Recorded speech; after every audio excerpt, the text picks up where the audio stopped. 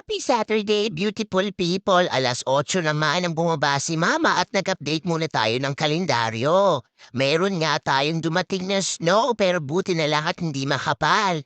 At eto na nga ang ating cookies, kalahati na hagad, hindi pa nga nagko-compete si ate. Busy nga ang ating morning kaya naman simulan na natin ang pagluluto sa kitchen. Eto na nga ang ating nabiling spare ribs na talaga namang napakamura. At nag-defrost na rin tayo ng 2 pack ng beef at yan nga ipi-pressure cooker natin. Dahil busy nga ang weekends, magluluto tayo ng adobo na request ni Daddy gamit nga ang spare ribs na ito. Kaya naman hinugasan na yan ni Mama at hiniwa-hiwa. Eto nga ang aking tamad version pero naman napakasarap niyan. Inilagay ko na nga ang toyo, suka, bay leaf pepper, at syempre palagyan natin yan ng asukal para naman manamis-namis.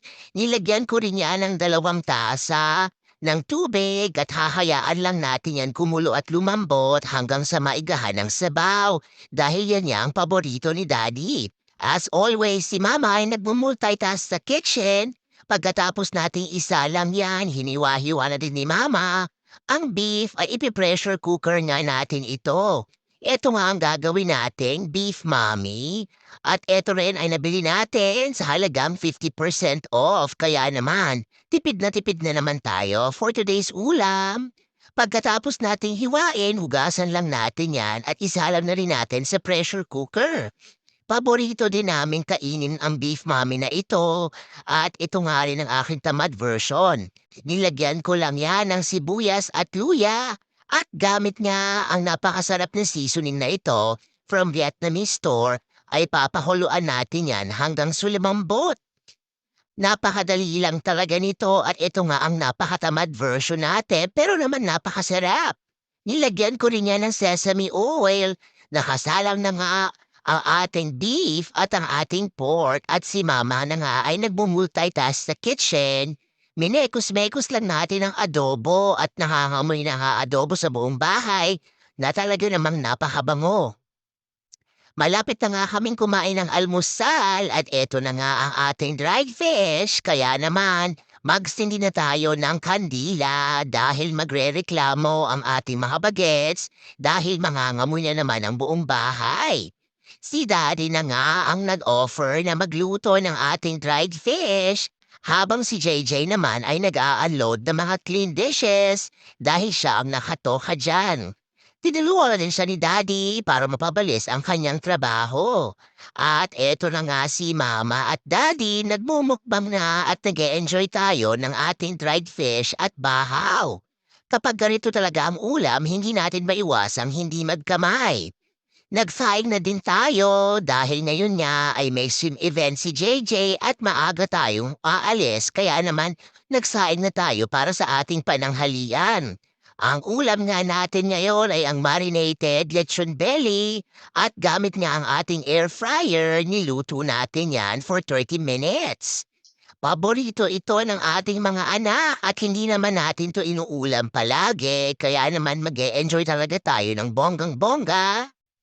Si Mama nga ay nagpainit din ng tubig at nag-steam nga tayo ng broccoli para naman meron tayong gulay for today.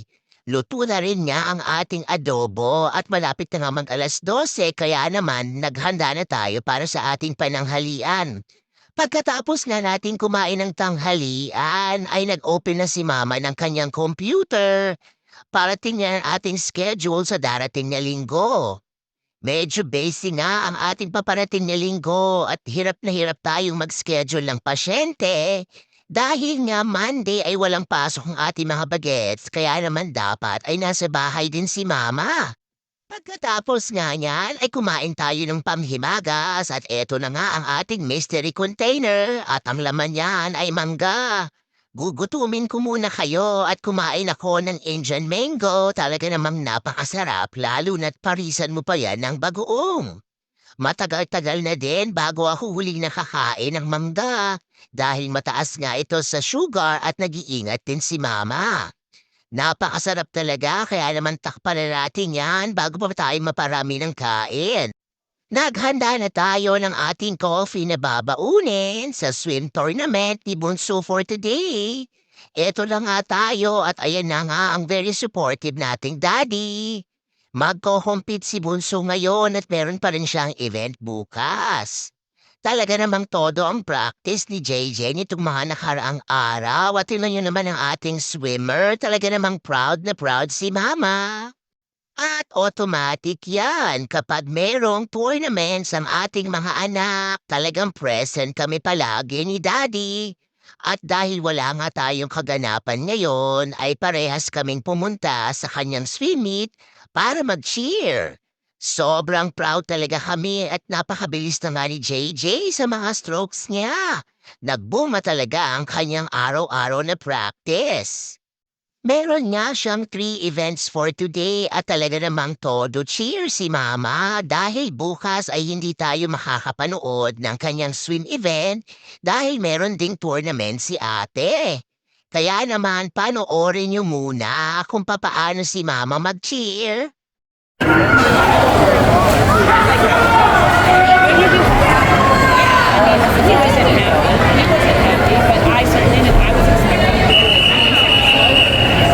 This is heat number one of the boys, 11, 12, 15-yard backstroke.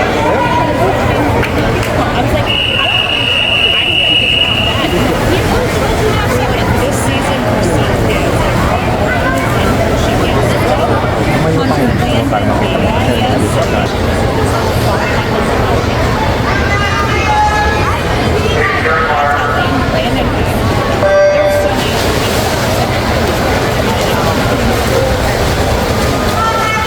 Go, Justin!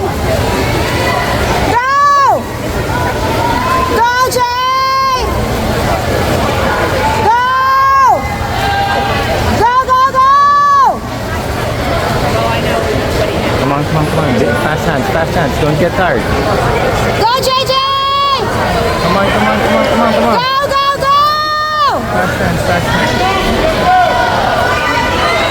Go, Justin! It's tiring up. Go! At least that's faster than what we did before. Woohoo! Heat two. 39. Not bad. Isa na namang matagumpay na swim competition para kay JJ at talaga namang proud na proud tayo sa achievement ng ating bunso. Pagkalabas nga ni JJ ay tinulungan na siya ni Daddy na magsuot ng kanyang parka para naman hindi siya ginawin at hindi magkasakit. Sobrang proud din ako kay Daddy dahil napaka-supportive talaga niya sa aming mga anak at habang naglalakad niya kami, ay pinupuri talaga niya ang ating swimmer na talaga namang mas bubilis pa. Sobrang saya din ni JJ dahil nag-qualify din siya for district championship. Pagka-uwi nga natin ay diretso kagad tayo sa kusina at nag-boil nga tayo ng 5 pirasong itlog. Nag-request nga si Daddy kung pwede pa raw ba akong mag-bake ng chocolate oatmeal cookies dahil nagustuhan nga niya ito. At ang ating binake na kahapon ay kalahati na lang kaya ikinransfer na ni Daddy yan sa mas maliit na container. Siyempre naman si Mama pagbibigyan yan dahil para ito sa ating pamilya at talaga namang favorite na favorite ko talaga rin ang nagbe-bake. Masayang masaya tayo dahil na-appreciate nila ang ating mga niluluto at babaunin nga rin ito ni Daddy sa kanyang work. Habang ako nga ay nagpe-prepare ng ating oatmeal cookies, si Daddy na nga rin ang nagsalam ng ating pasta para sa ating beef mommy. Buti na lang talaga ay tinutulungan tayo ni Daddy kumilos sa kusina. Dahil kung hindi ay aligaga na naman tayo at magdo-double work na naman si Mama sa pagluluto at sa pagbe-bake. Naka-preheat na nga ang oven at nakasalam na nga ang ating first batch ng chocolate oatmeal cookies. Malapit na ding maluto ang ating pasta at meron nga tayong nagawa na 2 dozens ng oatmeal cookies. Ininit ko na din ang beef na pinakuluan natin kaninang tanghali at eto nga ang ating kakainin for tonight. Napakabango na naman ng bahay at naamoy na naman yan ni ate, kaya naman magdududa talaga ako kung ito ay tatagal ba.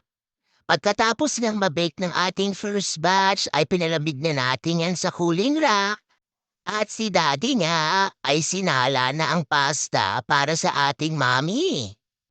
Natatakam na nga si daddy at gusto na nga niyang tikman ang ating cookies. Last batch na nga yan at si daddy na rin ang nag-transfer sa cooling rack. Ready na tayong kumain at tingnan nyo naman ang ating napakasarap na pagkain for tonight na beef mommy. Pero ang ginamit nga natin dito ay spaghetti pasta.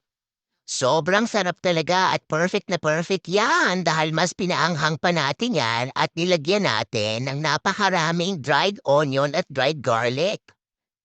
Napaka-productive ng ating araw for today at bukas nga ay busy na naman ang ating kabuhayan dahil maghapon tayo sa volleyball tournament ni ate.